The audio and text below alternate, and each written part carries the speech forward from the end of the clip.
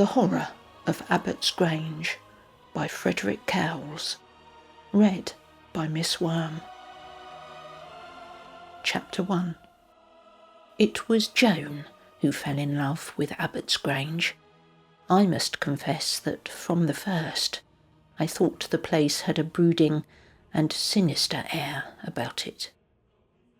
For 3 months we had been house hunting, and then a chance visit to Writton had led to the discovery of the Graange.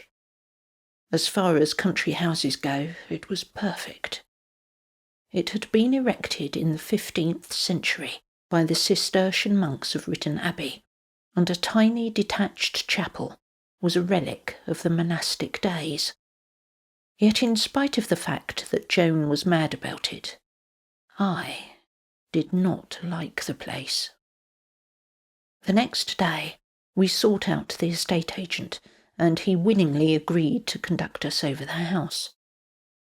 It turned out to be the property of Lord Salton, and it was his desire to let the place furnished. Well, that suited us, as being birds of passage, we had no furniture of our own.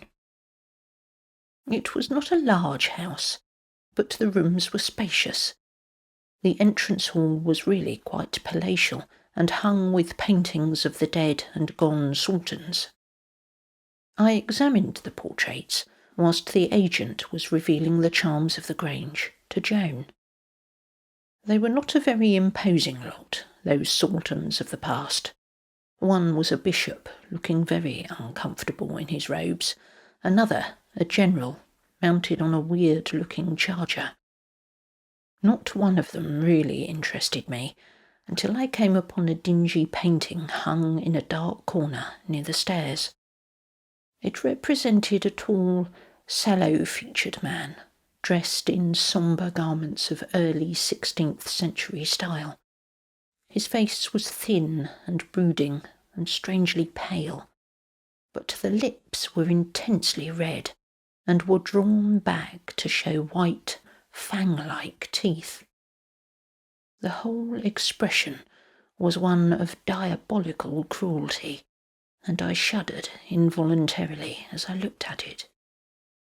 An inscription in the right-hand corner of the painting caught my eye. The writing was rather faded, but I was just able to make out the words, William Salton, painted by him, 1572, and below, in rather brighter colours, was a small cross, and the sentence, seeking whom he may devour. God frustrate him, always. Joan and the agent returned just then, and I called their attention to the portrait. It may have been my imagination, but I thought a shade of fear passed over the man's face. I asked him who the sinister gentleman was, and with some slight show of reluctance he answered, "That is the picture of the first Lord Salton.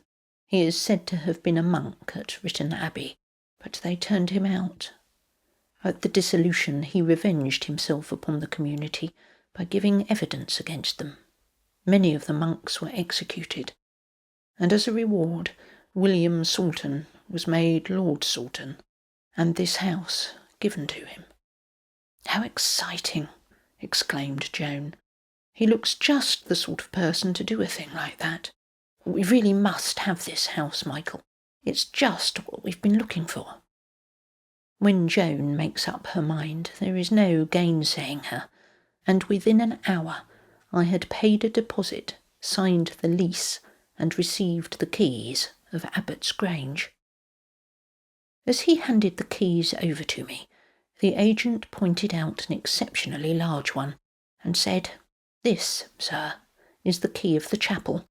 It's been closed for nearly 300 years, and Lord Salton particularly requests that you will not enter the place. If you should feel you want to visit it, go in the daytime, and be sure to lock the door when you leave. On no account allow the door to be unlocked between dusk and daybreak." "But that's a curious condition," I exclaimed. "What is the reason for it?" The agent's face was blank as he answered, "I do not know, sir. Those are Lord Salton's instructions to me." With that, I had to be content, although I felt that the man could have told me more if he had cared to.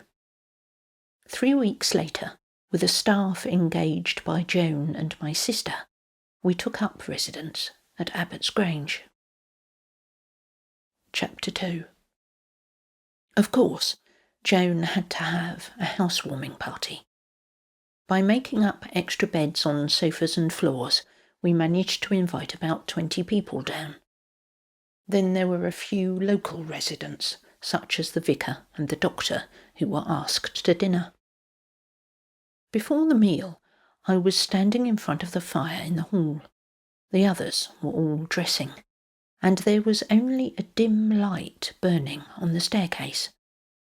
I was thinking how impressive the place looked, when quite suddenly somebody switched on all the lights. It was the butler, taking some glasses to the dining room. "Good Lord, man," I shouted. "Why on earth did you switch all the lights on like that?" He looked rather confused, and then he blurted out, "I always do it, sir. None of us will come into the hall after dark unless the lights are full on." "What on earth is there to be frightened of here?" I stormed. "You must be like a lot of children afraid of the dark." The man's voice was apologetic as he replied, "It isn't that, sir. It's that painting under the stairs. His eyes seem to follow you about." I glanced over at the portrait of the first Lord Salton, and whether it was a trick of the artist or a trick of the light, the eyes certainly did seem to glare out of the canvas. They almost seemed to be illuminated by an uncanny glow. The butler stood expecting a further reprimand when the vicar was announced. The clergyman turned out to be quite an affable little man, the usual type of country parson, but endowed with more brains than most. We discussed the weather, the political situation, and a few other minor things, and then I asked him if he knew anything about the first Lord Salton. "Quite enough to make me detest him," he replied. "He was a hateful type, a man who became a Cistercian monk and then gave information against the Abbot and the brethren." "Wasn't he turned out of the abbey long before the suppression?" I inquired. "Yes, he was accused of practising black magic, and they expelled him from the order. I think the details are given in a manuscript that used to be in the library. If you like, we'll look and see if it's still there." I readily agreed, and we were just moving off when the gong went and the guests began to come down for dinner, so we had to postpone our visit to the library. The meal was quite a jolly function. As usual, Joan had managed to assemble quite a distinguished and interesting company. There was Vincent Dunn, the actor, Rita Young, the film star, Edmund Morton, the novelist, Malcolm Dale, the explorer, and a host of other celebrities of one sort or another. And they were all quite human, which says a lot for Joan's taste. It was Morton who asked about the chapel, and I had to tell them all about the conditions relating to it. "And have you been inside yet?" asked Dale. "Not I," I replied. "I put the key in the Chinese vase in the hall, and there it stays until my lease is up." They all seemed to think it very jolly to have a private chapel, and the possibility of its being haunted was freely discussed. Then the talk drifted round to plays and films, and the chapel was forgotten. At least, I thought it was. There was dancing in the hall afterwards, and as soon as we could reasonably do so, the vicar and I slipped off to the library. He found the book without any trouble. It was a musty, calf-bound volume, filled with crabbed handwriting. It seemed to be a catalogue of the pictures in the hall, with some biographical notes, and the first person mentioned was William Salton. The following is the extract relating to him. William Salton, born 1501, entered the Abbey of Our Lady of Written 1522, accused of practising witchcraft, sorcery, and black magic, and expelled from the monastery in 1530. In 1539, gave evidence before the commissioners against the abbot and community, which resulted in the abbot and 6 of the brethren being condemned to death.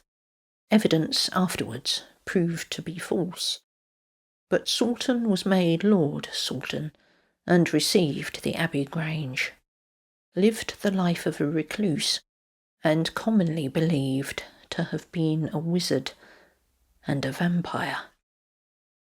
Died in 1597 and buried in the private chapel of Abbot's Grange. No priest would perform the burial rites, and he was interred without prayer or ceremony. Then, in another hand, followed a later entry. On the 16th day of May 1640, the tomb of William Lord Salton was sealed by me, John Rogers, clerk in Holy Orders. Let none loose the chapel door between sunset and sunrise, lest, perchance, he come abroad again, seeking whom he may devour. God frustrate him always. What does that mean? I asked. Well, answered the parson, I should say that the first Lord Salton could not rest in his grave, and John Rogers was called in to lay his unquiet spirit. An argument on ghosts seemed to be impending when Malcolm Dale burst into the room. I have never seen a man looking so utterly terrified. He sank into a chair, asked for a drink, and gulped down the brandy I handed to him. It was some time before he could speak coherently, but at last he managed to blurt out his story. It appeared that the mention of the chapel had fired his curiosity, and so when the dancing was well on the go, he had taken the key from the vase and gone out to investigate. He took an electric flashlight with him, but had some difficulty in unlocking the door. The keyhole, he declared, was filled with rubbish, and he had to scrape it clean with his pocket-knife. At last he got the key in, and then it wouldn't turn. So he went over to the garage and got a spanner, and with this he managed to twist the key in the lock. The rest of the story shall be told in his own words. When I got into the place, I noticed at once how intensely cold it was, even colder than most old churches. My light was just enough for me to see that there were no seats in the building, and precious little else. I had almost decided to go out again, when I noticed a sort of table tomb near the east end, and so went up to examine it.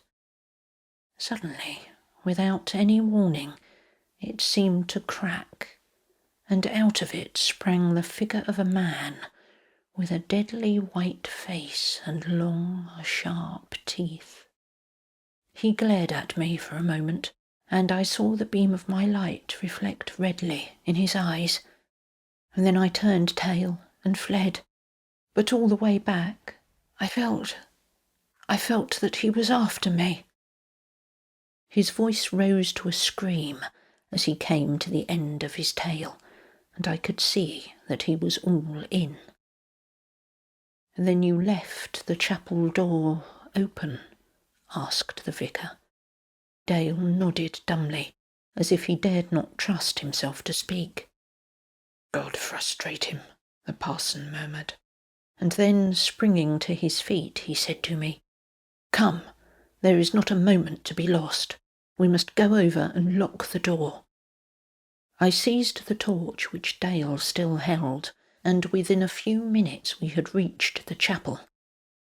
It looked quiet and desolate enough, but the vicar insisted on entering and seeing the tomb.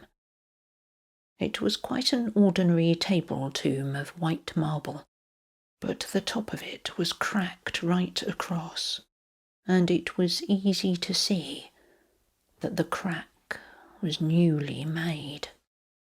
The parson crossed himself, and together we left the building, swung the ponderous door shut, and locked it. We did not speak as we returned to the house. Chapter 3. We got Dale to bed without letting any other members of the party suspect anything was wrong. He was in a blue funk, and I was nearly as bad. When the vicar suggested that I should give him a shakedown in my room and let him stay the night, I almost embraced him. Well, dancing went on until about 1:30, and by 2:00 everybody had gone to bed. The vicar, whose name, by the way, was Parker, went round the house with me, and we saw that all the windows and doors were secured. Wolf, the Alsatian, we brought into the hall, and left him comfortably settled in front of the fire. Then we went upstairs, and in spite of the excitement, I, for one, was soon asleep. It must have been about 3:00 when I was suddenly awakened by the howling of the dog. Parker was already astir. "Did you hear that?" he whispered. Again it came. Not an ordinary howl, but a howl of sheer terror. It was a sound that seemed to freeze the blood in my veins and made my hair literally stand on end.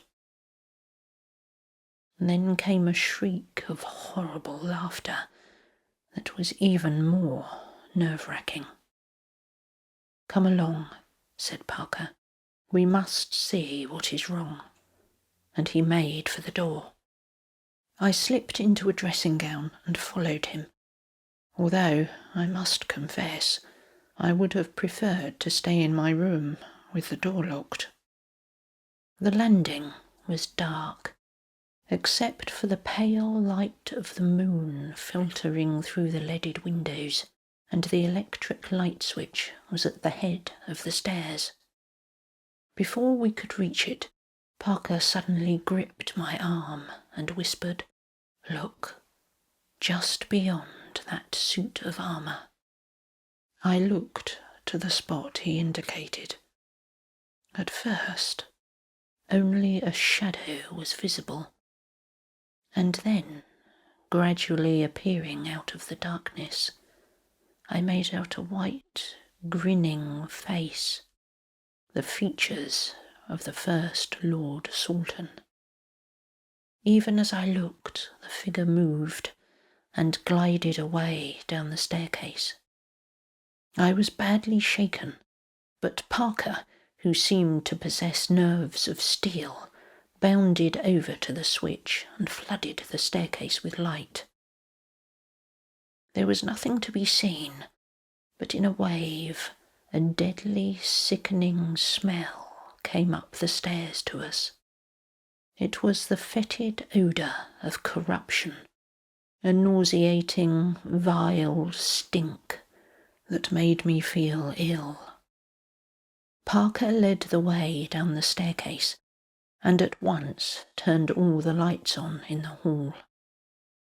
I noticed that his lips were moving in prayer, and beads of perspiration stood on his brow. The place was empty, and it was some minutes before we saw the dog. Poor Wolf was lying near the door, and he was quite dead. Somehow, the body seemed shrunken, although, when we examined it, the only marks we could find were 2 tiny wounds in the throat. "Doesn't he look to you as if he has shrunk?" I asked Parker. "Yes," he replied. "Every drop of blood has been drained from his body." At that moment, a voice came from the top of the stairs. "Is anything wrong, sir?" It was the butler, and he was shaking with fright. "Come down, man," I called, and then turned back to the dog. "We are up against a—" began Parker, and then he was interrupted by a terrified scream. We jumped up at once, and there was the butler, gibbering like a maniac at the foot of the stairs. "Be quiet," hissed Parker, crossing the hall. "Look, look," wailed the man. His quivering finger pointed towards the picture of the first Lord Salton. But there was no picture in the frame. The canvas was blank. Chapter 4. It is difficult to write of those 3 hours before daybreak. We sat together in the library and prayed for the dawn. It found us wild-eyed and white-faced. When it was quite light, Parker said, "I must see that picture again."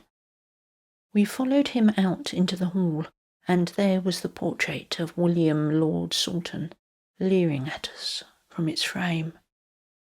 It was only a painting. Yes, we touched it to see. But the eyes glowed with a hellish fire, and the cruel lips seemed twisted in a triumphant smile. Back in the library, we sat down to discuss our plan of action. The butler, his name was Clark, took things quite well, and Parker included him in the discussion. "It all seems too terrible to be true," I said. "What can we do?" "Well," replied Parker, "I'm going to make a suggestion. I have a friend, a Benedictine monk at Fairley Abbey. He happens to be an expert on occult matters, and has often been brought up against queer things. I wonder if you would allow me to invite him over."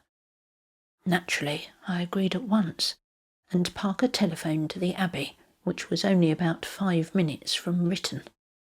He gave no particulars over the line, but I heard him assuring the priest that it was something of vital and terrible importance. "Good," he said, as he laid down the receiver. "Father Vincent will be over about 10 o'clock. After that, we went upstairs to dress and freshen ourselves up. Clark saw to the removal of the body of the dog before any of the guests came down, and breakfast was almost a jolly meal. Most of the visitors left soon after 9, but Dale and Morton were staying on until the weekend. Punctually at 10 o'clock, Father Vincent was announced and joined the vicar and myself in the library. He was a quiet little man, with twinkling brown eyes shining behind thick spectacles. Anyone less like a ghost hunter it would be difficult to imagine. Parker told him all that had happened since Dale had unlocked the chapel, and Clark was called in to confirm the part about the portrait. The monk asked a few questions, and then he said, "I may as well tell you that you are up against a most hellish thing. A man who should have died over 300 years ago, and yet, by devilish arts, he has kept his evil mind alive within the tomb." He went on to suggest that Joan, Dale and Morton be taken into our confidence and asked to help if necessary. I was a little doubtful about frightening Joan, but Father Vincent soon convinced me that it would be unwise to leave her in ignorance, so we asked the 3 of them to come down to the library. Dale, with his experience of the previous night fresh in his mind, was easily convinced. Morton and Joan were frankly incredulous, but I could see our seriousness impressed them. It was finally decided that the Benedictine should refer to his abbey for some things he required, and then stay the night with us. If it is what I suspect, I shall have to ask you to get in touch with Lord Salton, he said, but we can leave that until tomorrow. A wonderful man, remarked Parker when the monk had gone. These Roman priests are the only chaps who understand anything about occult phenomena. I take my hat off to them when it comes to a real tussle with the devil. Lunch was a quiet meal, and afterwards Morton and Joan played tennis, and Dale, Parker and I went over to the chapel. The key turned quite easily in the lock, and the interior did not look at all sinister in the bright light of the afternoon sun. It was quite an interesting little building, dating, I should say, mostly from the middle 15th century. Some fragments of good stained glass remained in the windows. There was a stone altar, a few benches, and the marble table tomb. Whilst we were looking round, Father Vincent joined us. "I've just arrived," he exclaimed, "and they told me you were here, so I thought I'd stroll down and look over the place." We showed him the crack in the tomb, and he agreed that it was certainly new. He also pointed out a number of dark stains on the flat top of the monument, and it was not long before he discovered similar stains on the stone slab of the altar. "What do you make of them?" asked Parker. "They look to me like bloodstains," answered the priest. "It's a horrible thought, but if they are, something has been killed on this altar. You notice how the stain runs down the side, just as if the blood of a victim has dropped from the slab to the floor." As we returned to the house, Clark met us with the news that one of the parlour-maids had been found in the hall in a dead faint. On recovering, she declared that she was going upstairs when a man dressed in black, with a deathly white face, had pounced out at her. We interviewed the girl, and she not only stuck to her story, but also avowed that she could still feel the grip of his cold fingers on her wrist. At dinner, we were a very dull company, in spite of the little priest's efforts to keep us amused. Afterwards, we all went along to the library, and Joan, Parker, Morton and Dale made up a four for bridge, whilst Father Vincent and I settled down to talk and smoke. I never knew that a monk could be such good company. He seemed to have travelled all over the world, and had a fund of excellent stories about all manner of places and all sorts of people. The time passed pleasantly enough until about 11 o'clock, when Clark came in with the whisky. I remember that he was just squirting the soda into Parker's drink, when eerie and shrill, a burst of wicked laughter echoed through the house. For a moment or so, none moved. Then the priest sprang to his feet and rushed out into the hall. We were not slow to follow him. Instinctively, our first glance was towards the portrait of William Salton. Only a blank canvas filled the frame. The figure had gone. Chapter 5. "I don't think the servants will come to any harm," said the priest later on. "He will hardly go into the new wing of the house." We had sent Joan off to bed, and Father Vincent had carefully fastened a crucifix to the door of her bedroom and sprinkled the threshold with holy water. The rest of us, including Clark the butler, had agreed to keep watch in the hall.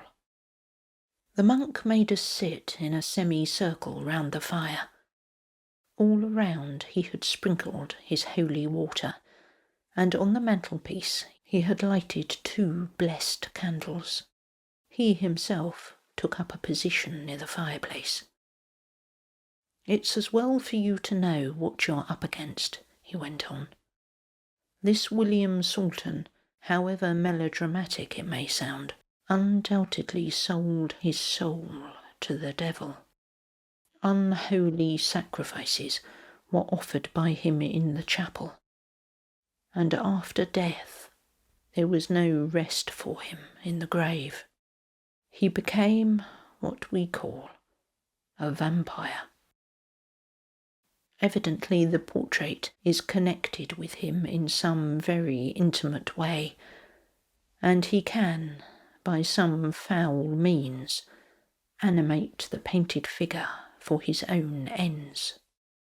Around you I have sprinkled holy water, blessed with the rites of Holy Church, and I want no one to pass beyond the circle until that portrait is back in its frame." "You think it will return, then?" asked Morton. "It must return," was the reply. "You," the monk went on, turning to me, "must watch the frame very carefully, and let us know if you see anything out of the ordinary. I want Mr. Parker to keep an eye on the staircase, Mr. Dale to watch the door, and Mr. Morton to keep the passage to the kitchens under observation." We sat there smoking in silence. The priest had his breviary and was reading his office, and Parker idly turned the pages of a magazine. Then, without any warning, the place seemed to go very cold, and again came that rotten odour of decay. Father Vincent motioned us to remain still, and I could see that his lips were moving rapidly in prayer. Suddenly, the candle flames flickered and changed to a peculiar shade of blue. It was getting too much for us. Our nerves were all keyed up to breaking pitch, and I was not surprised to hear Dale move his chair and notice him throw his head back in a queer way he had. What followed is too horrible to think about. There came a sickening, sucking sound. Poor Dale screamed, and I had a vague vision of 2 fang-like teeth at his throat. It was all over in a moment. We jumped up, and as we did so, there came that peal of wicked laughter again. We looked towards the picture. The figure was there once more. Dale was unconscious, and the others carried him up to his room whilst I telephoned for the doctor. "Better not say too much to the medico," said Parker. "He wouldn't understand." "I wonder exactly what did happen," remarked Morton. "I think poor Dale pushed his chair back and got his head beyond the circle of holy water," answered Father Vincent. We waited up in Dale's room for the doctor to come, and as soon as we heard the sound of his car in the drive, Clark went to let him in. He was a fussy little man, and cleared us all out of the room while he made his examination. He was soon out again. His brow was crinkled in a puzzled frown, and he inquired at once how it had happened. "We were sitting in the hall," I replied, "and he suddenly went off. Just a gasp, and then he was unconscious." Just so, the doctor went on. "Weak heart. Seems to me that trouble is long-standing. Has he been in the tropics at all?" "He's an explorer," I answered, and has been in all parts of the world. In fact, he's only just come back from the East. Ah, that accounts for it.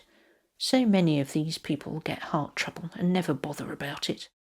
One thing puzzles me, and that is 2 tiny festering punctures in the throat. Looks as if he may have scraped a couple of pimples whilst shaving. We made no comment, but I saw Parker start forward as if to say something, and then think better of it. "Oh, don't worry about him. He'll be all right as soon as he recovers consciousness," the doctor assured us. But he was wrong. Poor Dale never recovered consciousness, and by 8 o'clock he was dead. Chapter 6. Father Vincent put a telephone call through to Lord Salton, and was fortunate enough to find him at home. He promised to leave London at once, and true to his word, he was at Abbot's Grange soon after lunch. He turned out to be quite a young man, and greeted both Parker and Father Vincent as old friends. We gathered in the library, and Father Vincent gave him the facts of the case. I could see that the boy was very much upset, particularly when we had to tell him of the death of Dale. "I will most willingly tell you all I know," he said. "William Salton has always been the skeleton in our cupboard. Each heir to the title, at his coming of age, is told the story of the First Lord, and warned never to leave the chapel door open between dusk and sunrise. I have never taken the matter very seriously, and I am afraid I ought not to have left the key with the agent. As you already know, my ancestor was once a Cistercian monk, but he was turned out of the monastery for practising witchcraft and the black arts. Really, he was a greater villain than even the monks suspected. At the dissolution, he gave evidence against the abbot and brethren of Writton, and for his services was made Lord Salton and given this house.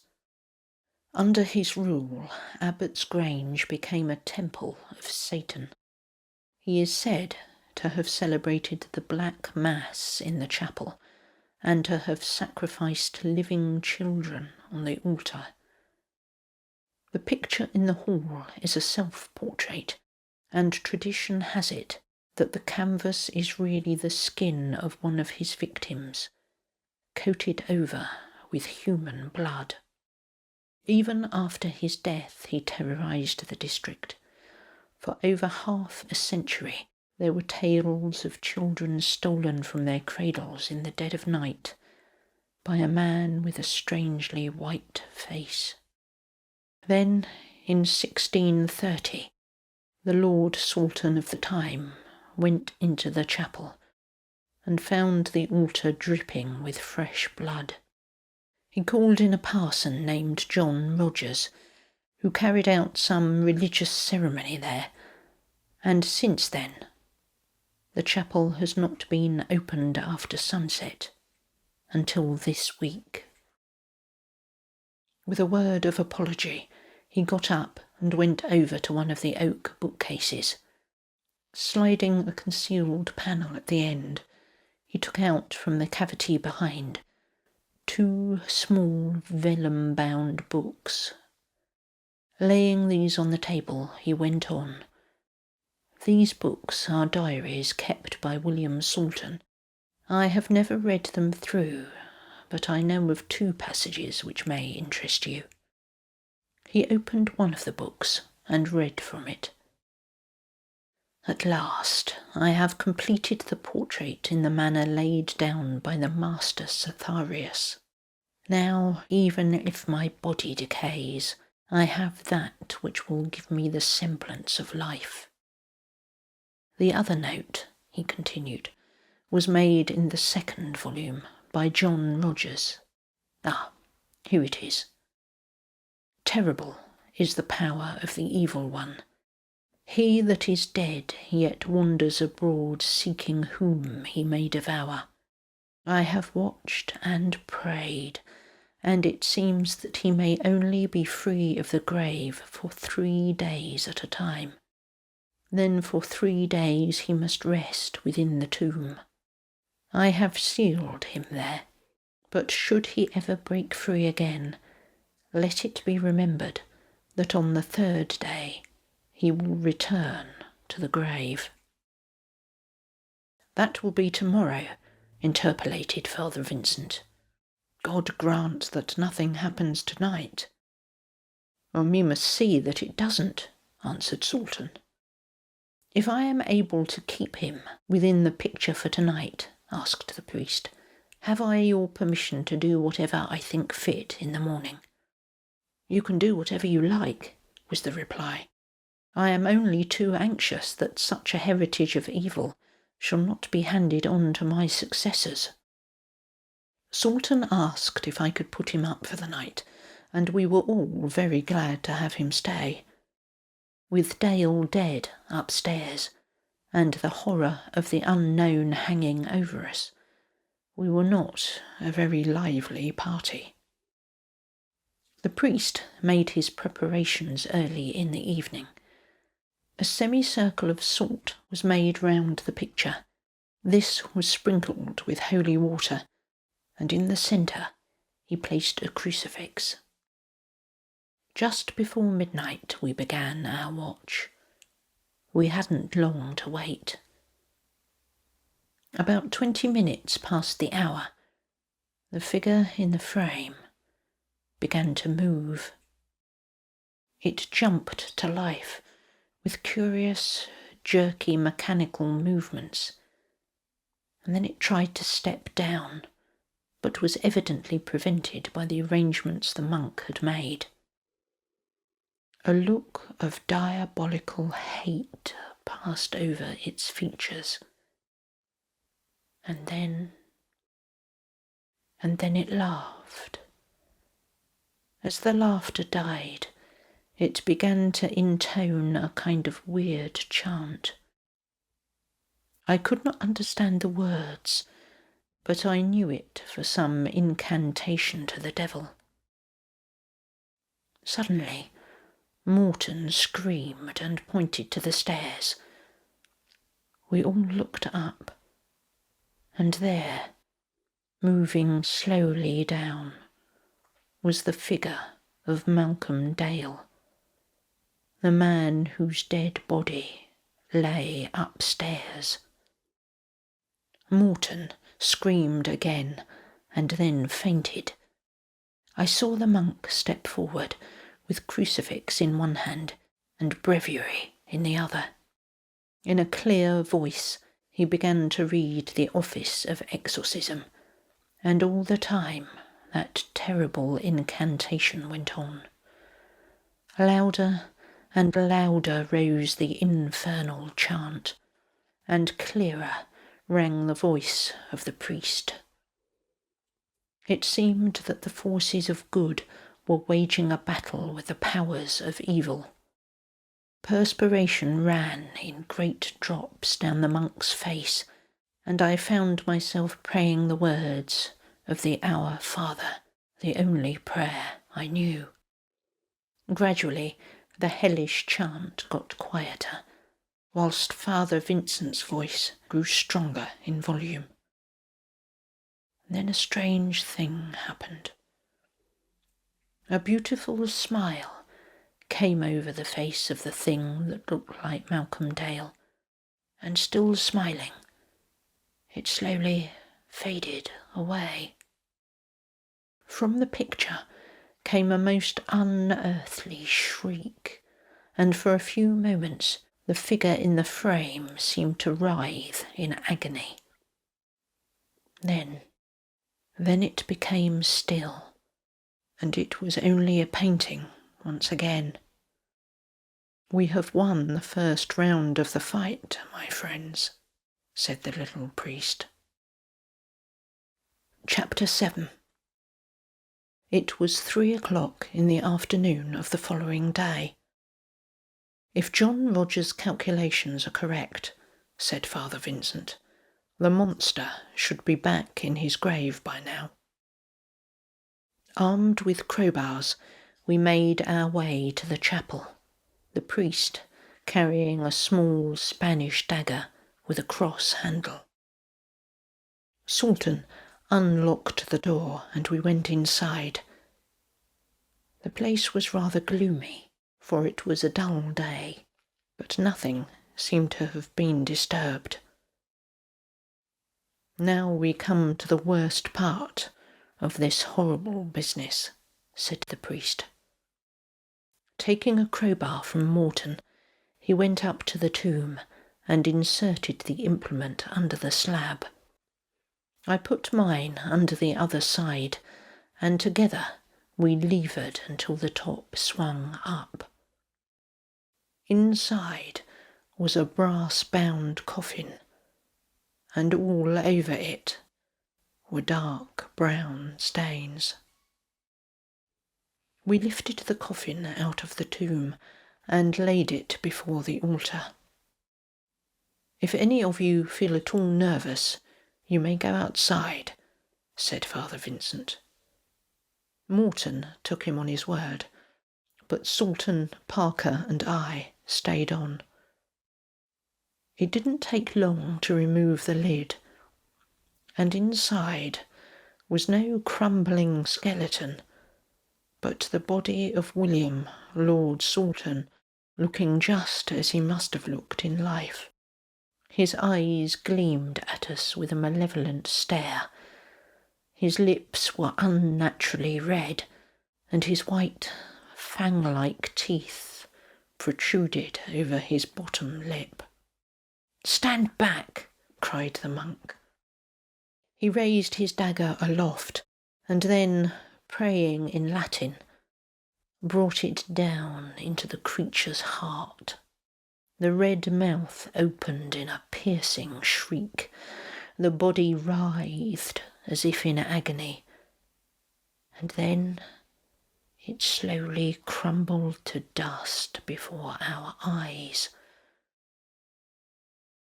We sealed the coffin and placed it back in the tomb.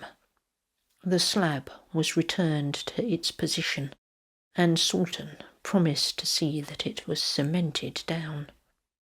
One more task remained.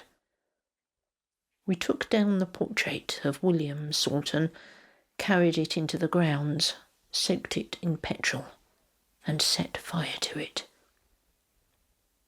As the flames licked that white face, it seemed to leer at us again, and I fancied the lips parted in a final snarl. Sultan was very good about the lease, for naturally neither Joan nor I felt that we could remain on at Abbot's Grange after what had happened. I took her away to the south of France, where the sunshine and gaiety helped her to forget the nightmare of that tragic week. But I saw Malcolm Dale die, the picture come to life, Dale's ghost walk at the bidding of the monster, and the corpse of William Sultan living after over 300 years in his tomb. It will be many years before I can forget the horror of Abbott's Grange.